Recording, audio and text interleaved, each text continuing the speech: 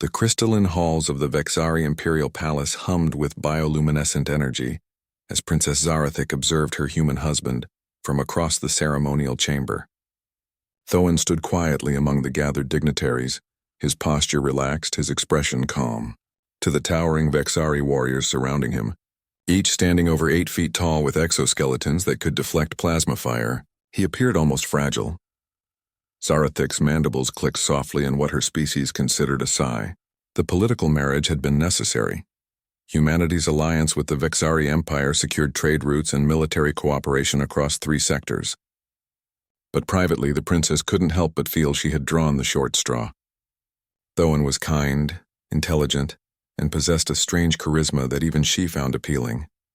Yet he lacked the physical prowess that Vexari culture valued above all else. "Your Highness," Ambassador Krelax rumbled beside her, his 4 eyes glinting with barely concealed contempt. "Perhaps your human should wait in the residential wing. The right of dominance is not for the delicate." Zarathik's antenna twitched with irritation, but she couldn't entirely disagree. The rite was brutal, a ceremonial combat where challengers fought for political standing and honor. Her youngest brother, Prince Vecnor, would be participating, along with a dozen of the Empire's finest warriors. "Thoin stays," she said firmly, though her voice carried less conviction than she intended. Across the chamber, Thoin caught her gaze and smiled softly. That damned human smile, so vulnerable, so unlike the aggressive threat displays of Vexari males. How could such a species have survived long enough to reach the stars? The ceremony began with thunderous drums. Warriors entered the arena, their ceremonial armor gleaming, their bladed appendages extended. The first duels were swift and brutal. Vexari combat was a dance of strength and speed, combatants moving with predatory grace despite their massive frames. Then came the unexpected. Prince Vecnor, his purple carapace marking him as royal blood, stepped forward and turned toward the diplomatic section, his eyes fixed on Thoin. "I challenge the human," Vecnor announced, his voice amplified across the chamber. "Let us see if humanity's warriors are as formidable as their treaties claim." The chamber fell silent. Zarathik felt her respiratory system constrict. This was a disaster. Vecnor was young and ambitious, seeking to embarrass her marriage and, by extension, her judgment. "Thoin couldn't possibly. I accept." Thoin's voice was quiet but clear. He stood and began walking toward the arena, removing his formal jacket as he moved. Zarathik wanted to stop him, to invoke diplomatic immunity, but the ancient laws were clear. A challenge issued before the court could not be refused without bringing shame upon one's entire lineage. As Thoin entered the combat circle, Zarathik noticed something she'd never seen before. His movements had changed. The casual, almost lazy grace he usually displayed had transformed into something more deliberate. He rolled his shoulders, and she heard his joints crack audibly in the silence. "This will be brief," Vecnor boasted, extending his bladed arms. "Humans are soft, weak. They use machines because their bodies are insufficient." Thoin said nothing. He simply reached behind his back and drew a weapon that had been concealed beneath his jacket. A sword, forged from some dark metal that seemed to absorb the chamber's light. Zarathik's antenna stood rigid. She'd never seen him armed. In their 6 months of marriage, he'd never mentioned weapons training, never demonstrated anything but gentle scholar's hands. "Begin," the master of ceremonies declared. Vecnor lunged with the speed that made Vexari feared across the galaxy. His bladed arm swept toward Thoin's neck. A killing blow softened only slightly for ceremonial purposes. The blade met empty air. Thoin had moved, not with the brute force of Vexari combat, but with an efficiency that made Zarathik's combat-trained mind recognize something profound. He'd shifted exactly far enough to avoid the strike, wasting no energy, no movement. Vecnor attacked again, a flurry of strikes that would have overwhelmed any opponent.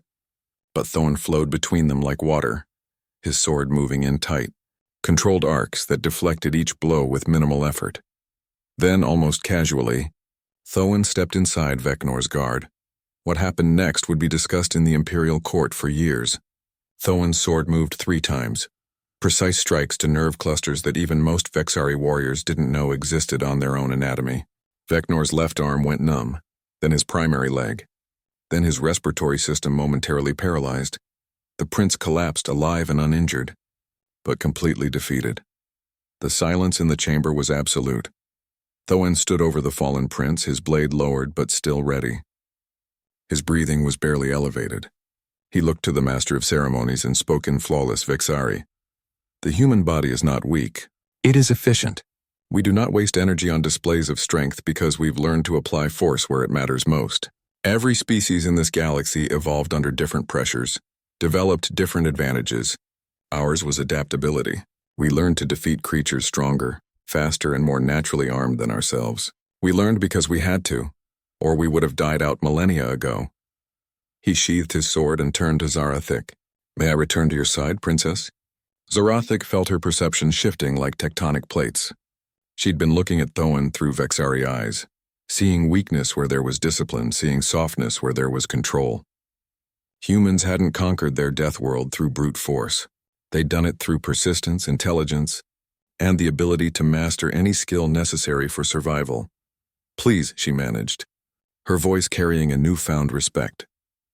As Thoin walked back through the parting crowd, Ambassador Krelax leaned toward the princess. Perhaps, he muttered, we should reconsider our intelligence estimates on human military capabilities. Zarathic watched her husband resume his position beside her, his calm demeanor restored as if nothing remarkable had occurred. But she noticed details now that she'd missed before.